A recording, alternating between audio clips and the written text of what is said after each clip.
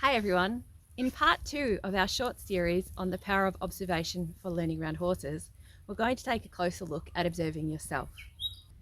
You can get so much from watching yourself back working with your horse. We all have a lot of knowledge, but in the heat of the moment, it's really easy to kind of forget what we know and abandon that when we just have to kind of be doing. So recording yourself and watching yourself back gives you some really rapid feedback that you can review, and undoubtedly you'll pick up on some of the things anyway, that you need to address when you work with your horse next time. One phenomenon I've seen very commonly over the years and experienced myself is what I like to call faulty sensory perception.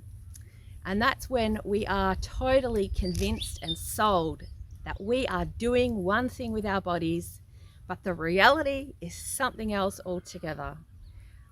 And that might be that you think you are sitting up straight when you are riding your horse, but the reality is you're actually behind the movement and you're leaning back a little bit.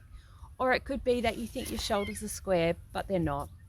And it doesn't matter how many times an onlooker or instructor tells you and gives you this feedback, your body is so convinced that it's doing that thing.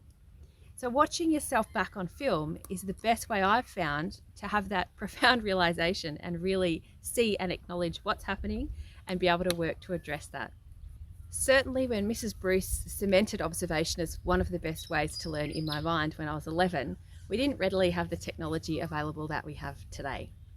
Most of us are getting around with a smartphone in our pocket. A lot of people will have tablets, laptops, or other camera recording devices that we can use. Tripods of all sorts are readily available for all these devices.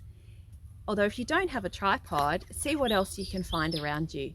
There'll undoubtedly be ways to prop your device somewhere, or failing all else, crack out the electrical tape and tape it to a fence post or a stick, whatever you can find. Of course, you may be lucky enough to have a lovely helper with you that can record you working with your horse. Or if you're in a face-to-face lesson with an instructor, ask your instructor if they can grab some footage for you to review yourself later. Recording yourself is a great way to keep track of your progress over time with your horse as well. It gives you the opportunity too to look back at maybe how you taught a particular behaviour 2 years ago and you can't quite remember, but now you want to teach it with a different horse, so you can reflect back and have a look at that. So break out the tripods, electrical tape, props or helper, and check yourself out. Give yourself a good and free lesson before you even go face to face with an instructor again. Stay well everyone, and big scratches to all of your ponies. See you later. Bye.